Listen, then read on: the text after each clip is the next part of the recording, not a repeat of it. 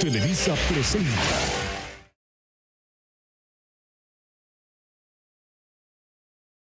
Today we're here with Marisabel Garcia talking about one-party rulings. Marisabel, can you tell us more about Mexico's experience with political parties, especially the PRI?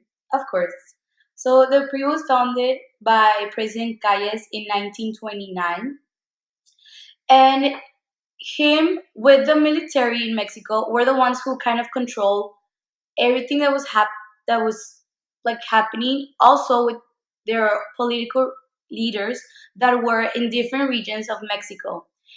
In that in that sense, the political leaders then kind of like encourage labor unions to kind of be created, but following certain rules that the PRI under Calles kind of like in like to Condone. no kind of like make the labor unions follow them so Yes. that they won't revolt and so that the people won't kind of so the people would feel like they have cajoled the the same citizens. so that the people could feel that kind of security, saying like, oh my god, like the president is with us, like he wants us to like have a voice. But in reality it was kind of a sense like of controlling, so like manipulating. Not only that, but as Calles was only in power for 4 years, okay, so once his term ends, then a new president comes up, but that president was actually kind of a puppet in a sense that Calles was actually he was retired. He lived in in the hills in Mexico in this huge mansion, but he was actually kind of guiding the new president how to Showing him the ropes, The but ropes, in the same sense, like telling him what to do. exactly. So it kind of continued for 4 other presidents. So we're talking about for 16 years. Yeah. So after that, new Cárdenas comes in, and he was actually really smart. He graduated from Harvard, and he kind of wanted a change. You know, typically that guy who sees his country being manipulated, hated, whatever. So the thing is that he then drew the support from the more radical political elements, as Calles, who represented the more conservative elements of the revolutionary coalition. Okay, so there was a struggle, or more like a war between for the political power between Calles supporters and Cárdenas supporters. So this went along once they passed away, because, or not really, when they became actually old, you know, viejitos. So they kind of like passed on their own ideas to their own followers. Okay, who they were the ones who continue their own kind of like, I don't know how to say it. Oh yeah, their own path, right? So that they split, and that's it could be, yeah, that's when the PAN gets created, and then from that the PN, well, actually the PNR was first, then the PAN still. So the PRI is still won. Why? Because they were still the old kind of party. So they already knew, they already had power, they already had um, support from the huge companies in Mexico, who were the rich people, who kind of like were the ones who, well, until this date, still have all the power. So at the end, um, what happened was that the PRI didn't know how to kind of control their people, because I mean, after the terremoto in Mexico City, they the people like knew that they just wanted to change because they didn't help out. I mean, once the disaster happened, and you kind of rely on your government to kind of help you out. They didn't. I mean, they didn't knew what to do because it was such a big problem. I mean, literally houses, buildings went down, a lot of people died, and that was, I mean, yeah, it was really sad.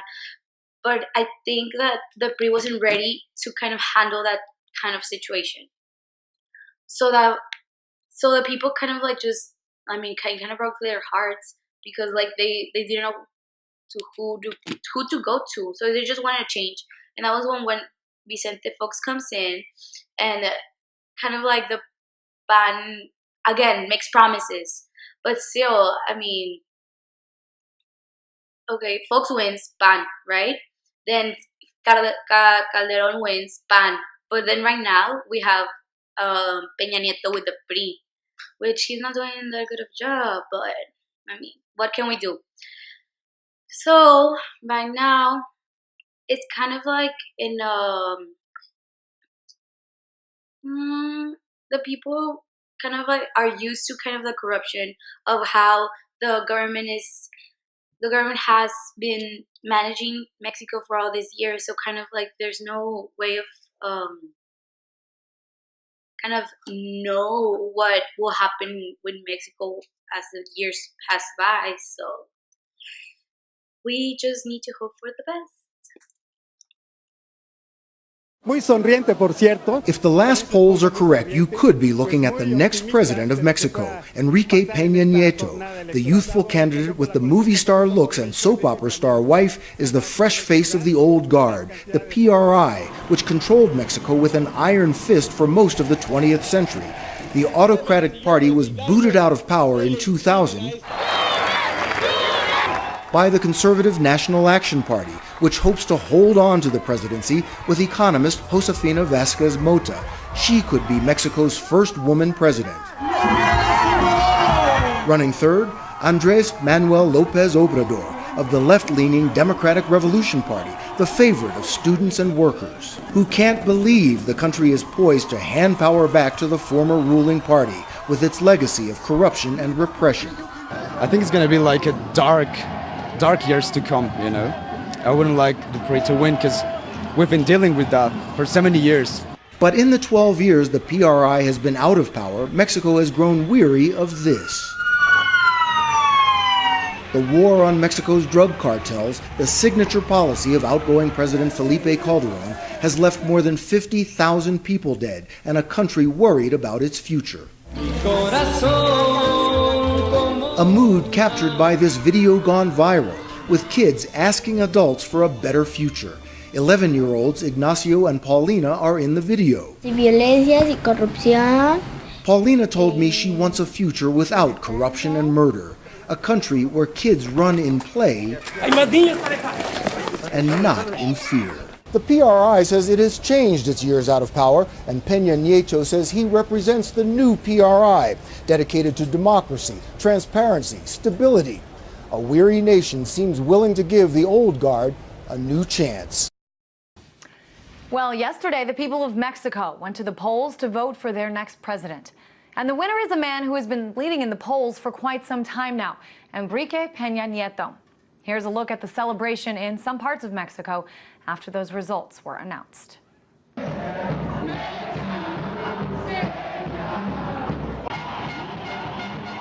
Nieto is with the Institutional Revolutionary Party, or PRI, a party that ruled Mexico for 71 years until it lost power in 2000.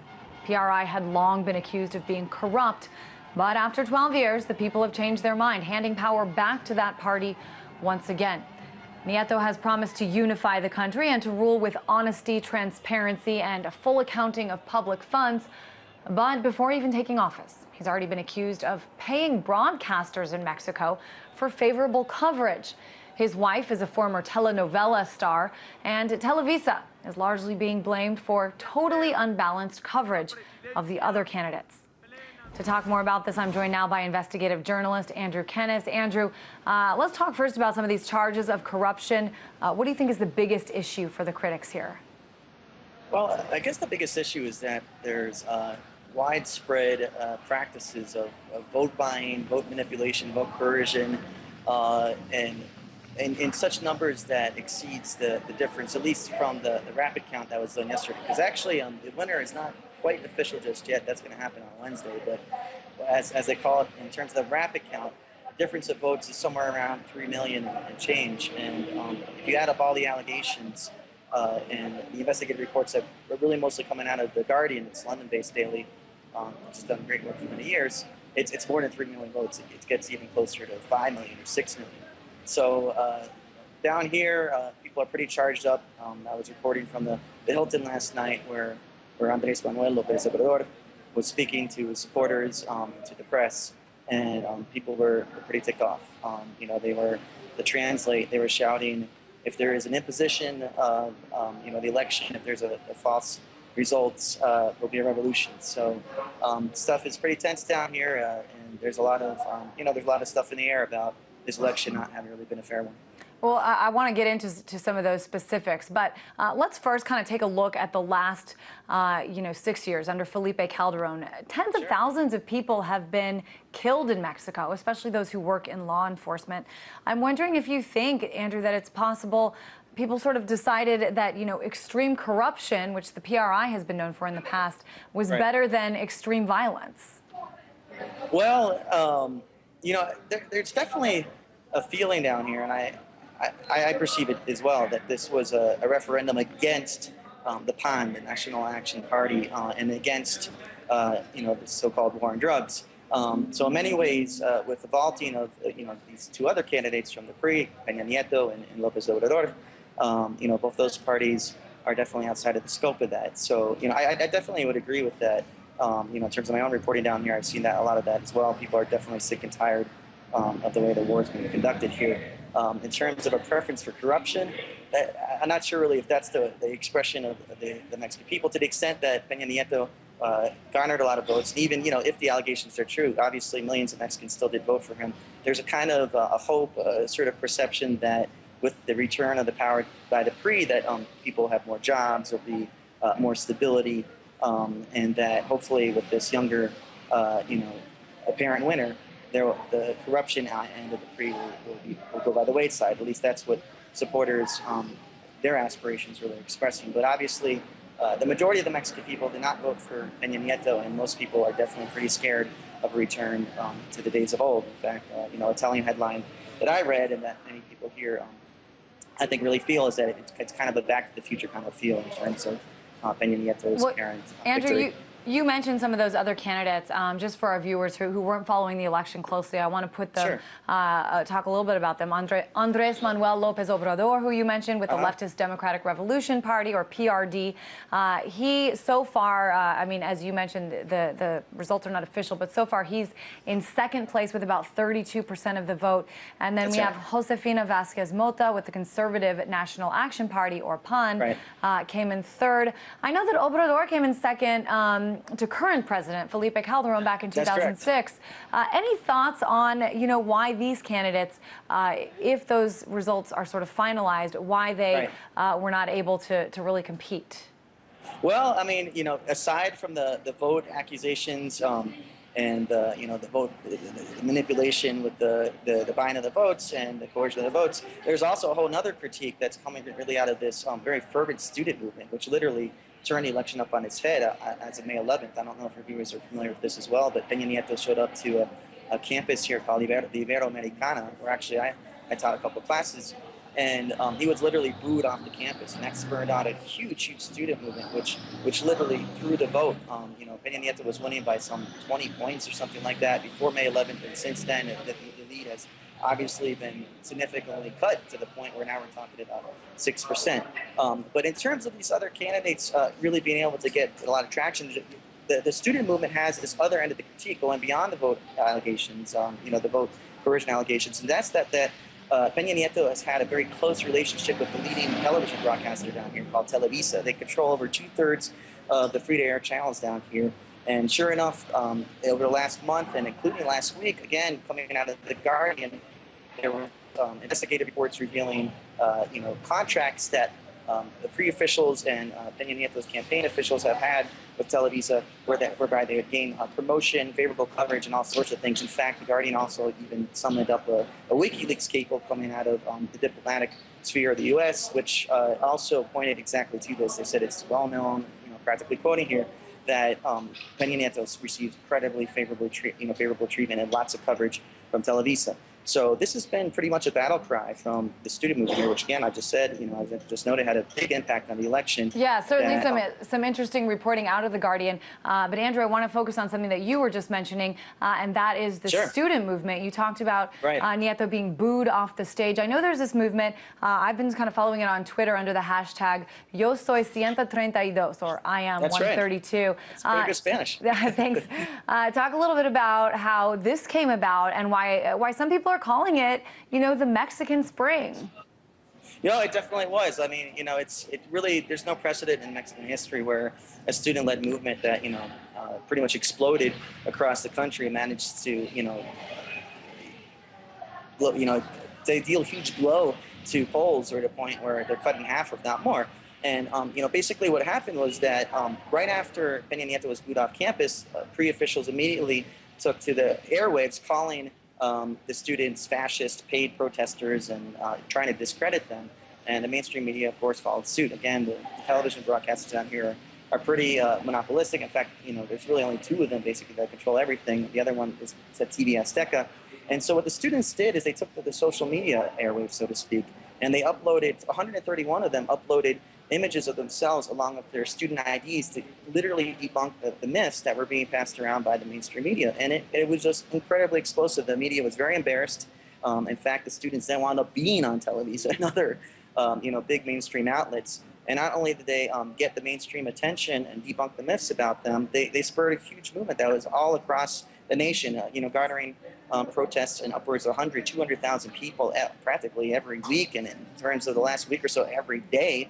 And this made a big impact on the election. Not only on the election, a lot of people are looking beyond that, maybe on Mexican democracy itself, because the movement is really just that big and really just that sophisticated, again, using things, and this is the reason why they call it Mexican Spring, similar tools of the internet, just like you saw in Egypt and across, Western Asia and the Middle East, Twitter and Facebook, and these are young people that are not only, taken to the social media airways, but even within their own households, they're being basically called and described as the opinion leaders of their household. So it's almost kind of a generational shift where real quick, the parents are going to the students for political counsel and advice. Well, real quick, because we are almost out of time, but I know that only less than 25% of people in Mexico have internet. So just real quick, That's talk correct. about the clash of, the television versus internet situation that's happening there.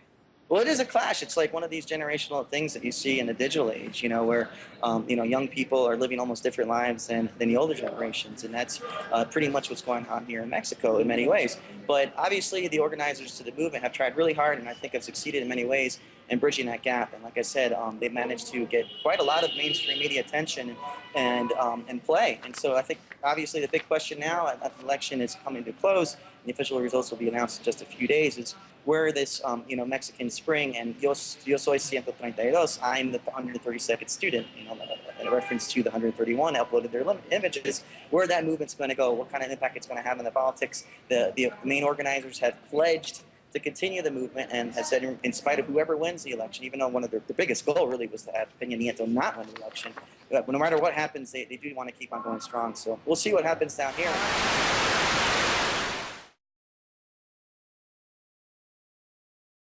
The Prohibition era, which prohibited the selling and distribution of alcohol in the 1920s in the United States, caused the creation of drug smuggling along the border.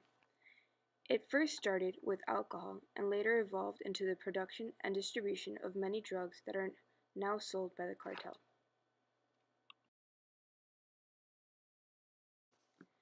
Juan Guerra is the first known smuggler who, after the Prohibition era, created his own cartel, the Matamoros Cartel. His nephew, Juan Garcia Abrego, founded the Gulf Cartel.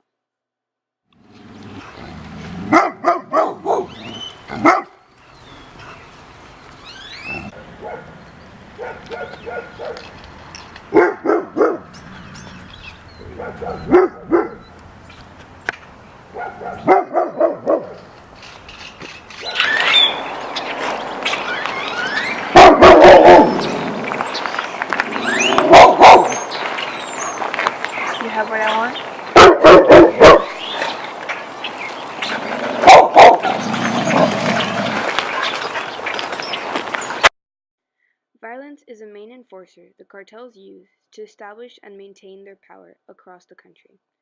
They resort to killing and kidnapping, which naturally strikes fear in the hearts of others.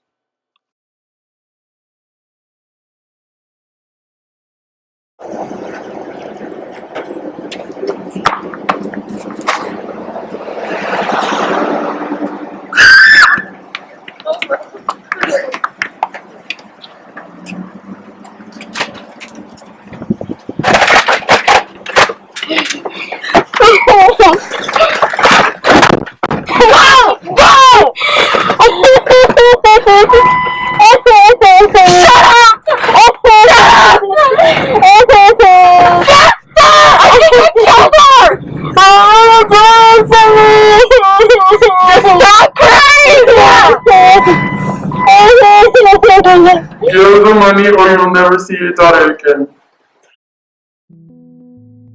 In July 2015, Mexico's most notorious drug lord, Joaquin El Chapo Guzman, escaped from prison. El Chapo is the boss of the largest drug gang in the Western Hemisphere, the Sinaloa cartel. As Mexico enters its 9th year in the drug war, with some estimating over 100,000 casualties, we wanted to know, what are Mexico's biggest, baddest cartels? Well, the Sinaloa cartel is by far the biggest.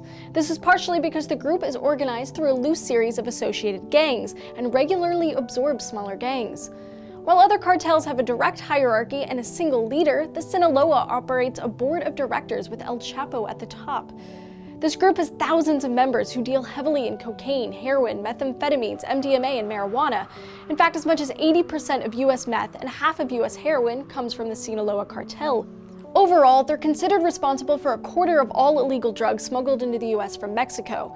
Sinaloa has been called the most powerful drug trafficking organization in the world. Part of their success may have to do with the alleged cooperation of the Mexican military, who have been accused of taking bribes to crack down on other rival cartels. The other largest cartel are the Zetas. While Sinaloa has more members, the Zetas cover more territory. Together, both groups are estimated to have up to 100,000 members. The Zetas are particularly known for their extreme brutality and sophisticated technology. Their income is less so based on drugs than the Sinaloa, and they're considered significantly more dangerous.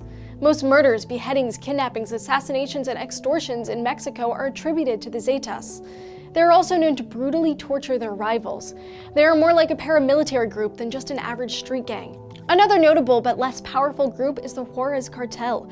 They are the oldest operating cartel and used to be the strongest and most brutally violent. Under their control, the city of Ciudad Juarez became the murder capital of the world, with 130 murders per 100,000 residents. The cartel's reign of terror kept up for several years until they were displaced by the Sinaloa and murder rates dropped.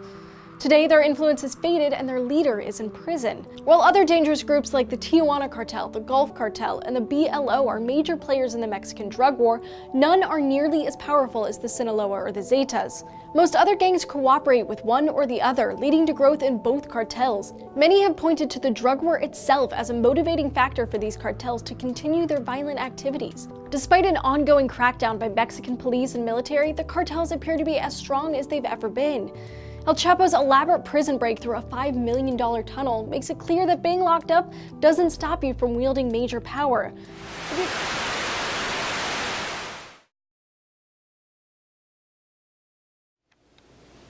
Okay, come again.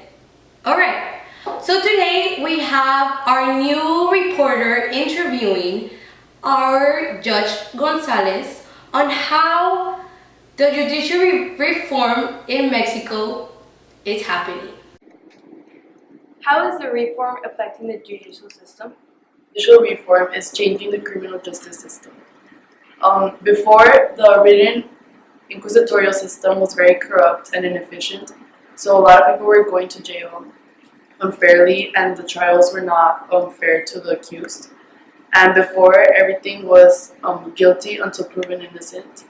But now, thanks to President Fox in 2004, he began the reform. And Mexico is changing its judicial system to an oral system where judges have to be at all the trials and all the hearings. The lawyers have to present their cases in public and in front of the jury. Everything has to be presented in public, and there's oral arguments instead of just written arguments.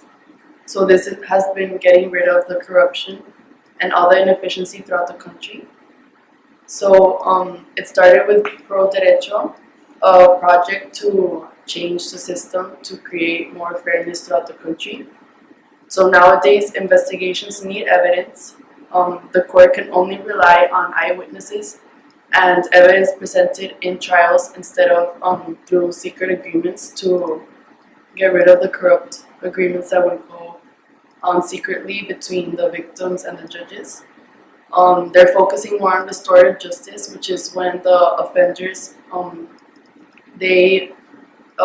they make peace with the people that they hurt and with the community. Judges have to be trained newly, as well as defenders, prosecutors, and policemen. They have to learn about the new system and the techniques. And new courtrooms are being built because the old courtrooms did not have space for the lawyers to present their cases in front of the public or a jury. And nowadays, everyone's innocent until proven guilty. Pre-trial detention is not allowed anymore unless there is very violent crimes. And a new judge position was created to reduce the corruption and to make sure that judges are not biased. And all of the trials are videotaped now so that people can go back and make sure that everything was done correctly. And how is the reform affecting civilian life? Another problem throughout the country is the overpopulation in jails. In the federal district, the jails were overpopulated by 212%, and in Mexico State, the prisons were overpopulated by 183%. An investigation found that 40% of those prisoners were only in jail because they were waiting for their sentence.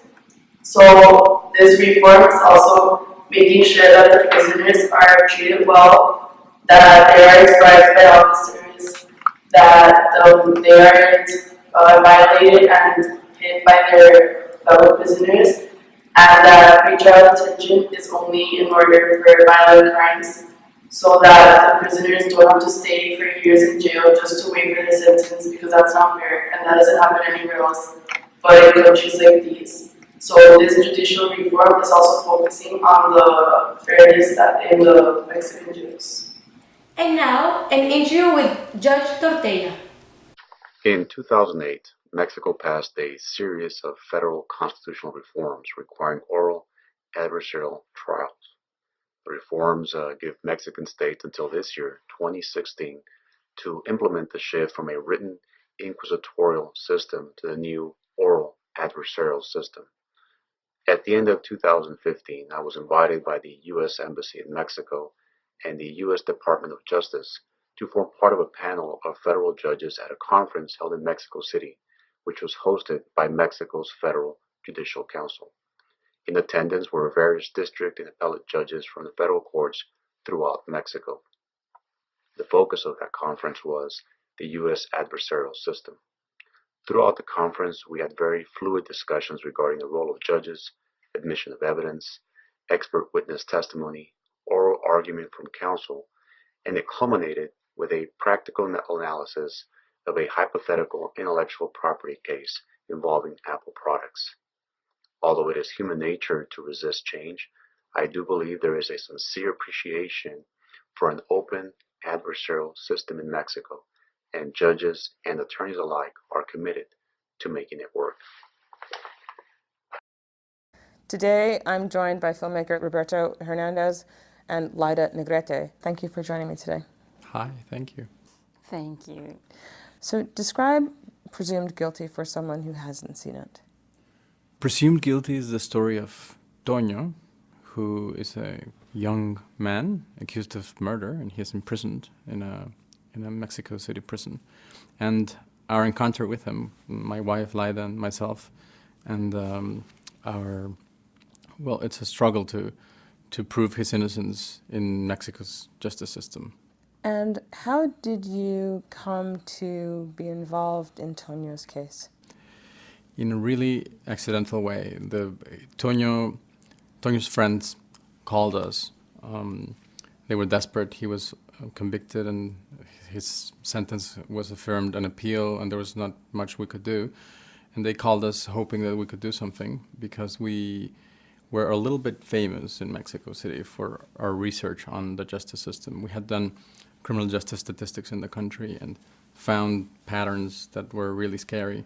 For example, that judges are not present in trial hearings, and most people get convicted without evidence.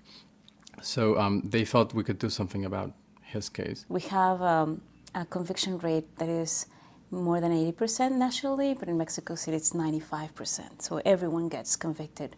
Once you are arrested by the police, you're certainly going to be convicted with all these violations of human rights and due process. So having found that, we felt compelled of showing this to policymakers originally, and they didn't understand statistics. So we started using images and stories to communicate the findings.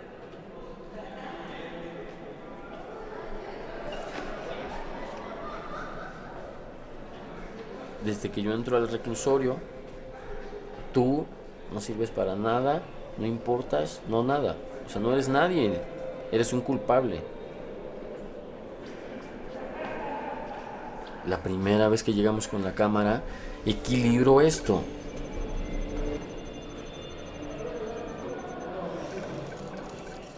How did you get the idea to bring cameras into the courtroom for Toño's trial to begin with?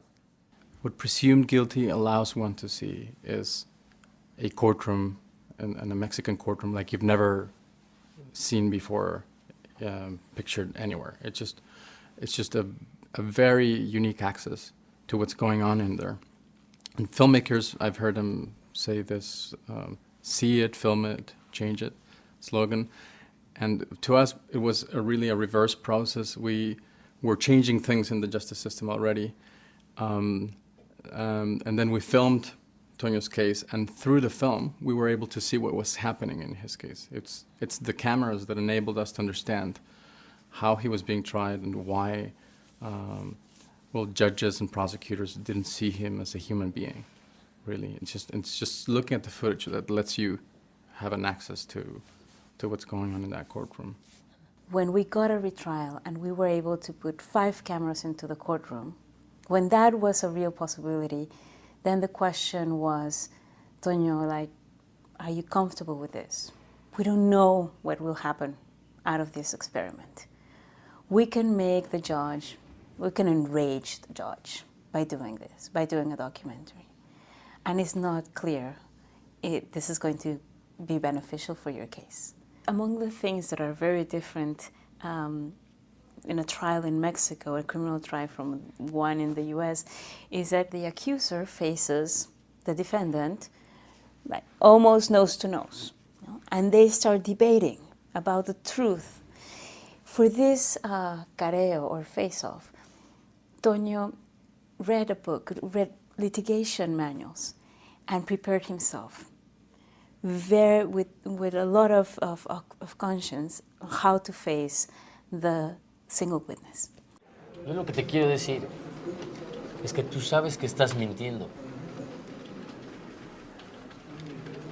No entiendo cuál es el afán. No entiendo cuál es el afán. Si te asustaron los policías. Si te asustaron los policías. Si quieres proteger a tu banda. Si quieres proteger a tu banda. No sé cuál sea tu motivo. No sé cuál sea tu motivo. Pero tú sabes que estás mintiendo. Pero tú sabes que estás mintiendo. Ya que yo no estuve ahí. Ya que yo no estuve ahí. Yo estuve trabajando como todos los domingos lo hago. Como todos los domingos lo hago. Tú bien sabes que estuviste. We got access, and it's incredible the kind of access that we were able to achieve from the prison system and from the court system. But at the same time, the subjects that were being filmed were not happy about it.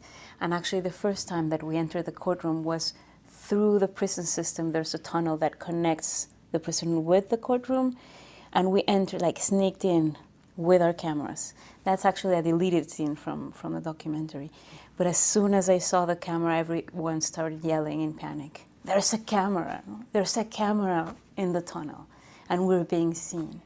And I guess that really depicts, like, my favorite character in the documentary. It is a camera. It is the presence. It has an incredible importance for a system that is corrupt and that is used to operate in the shadow. The camera illuminates. Y van a ser presentados ante el Ministerio Público. Un momento, ahorita interviene usted. ¿Participó usted en la detención de José Antonio Zúñiga Rodríguez? ¿Es así, no, licenciado? Le estoy preguntando. Esa es mi pregunta. No tiene razón de ser. Y que se asiente. Es que no, en ese sentido no se la puedo admitir porque en ningún momento se puede presumir que él haya intervenido en lo que usted comenta. En ningún momento, de acuerdo a lo que dice aquí. Llegara a suceder algo, lo hago responsable a usted y a todas estas personas que me están filmando. Pero no es punto de contradicción, comandante. Nada más es eso. No es punto de contradicción. Nada más es eso. A todos nos están filmando. Pues sí, señor. Usted hizo todo lo que yo ya dije, sin lugar a dudas. Me detuvieron sin prueba alguna, sin huellas, sin una revisión ni siquiera me hicieron. Y usted es la persona. Totalmente responsable.